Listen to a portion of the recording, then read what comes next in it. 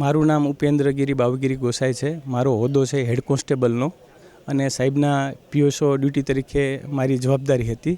સાહેબ જ્યારે પહેલું ઇલેક્શન લડ્યા ત્યારબાદ સાહેબને કેબિનેટ મિનિસ્ટર બનાવ્યા ત્યારે સાહેબે મને કમાન્ડો તરીકે નિમણૂક અપાવી હતી અને ત્યારથી મેં અત્યાર સુધીમાં 11 થી 11.5 વર્ષ થયા। સાહેબ કેબિનેટ મિનિસ્ટર બન્યા, પ્રદેશ પ્રમુખ બન્યા, સીએમ બન્યા, સાહેબ પૂર્વ સીએમ થયા તો પણ સાહેબે મને સાથે જ રાખ્યો છે અને એક પારિવારિક જેમ રાખ્યો છે। જેમ ગુજરાતની પ્રજાને સાહેબ બધાને પોતાના સમજતા એમ જ મને ગવર્મેન્ટ નોકરી જોબ કરું છું તો છતાં પણ મને સાહેબ એમ કે મારા જ છે, અમારા જ છે, આ ઘરના મેમ્બર એવી રીતે રાખેલા। બીજું સાહેબ પંજાબના પ્રભારી હતા તો પણ મારી બેબીના લગ્નમાં સાહેબ સ્પેશિયલ આવ્યા હતા અને ત્યાં આશીર્વાદ બેબીને આપ્યા હતા અને 4 થી 5 કલાક મારા ઘરે અહીંથી 85 કિલોમીટર દૂર છે પણ તો સરે પણ હાજરી આપી હતી।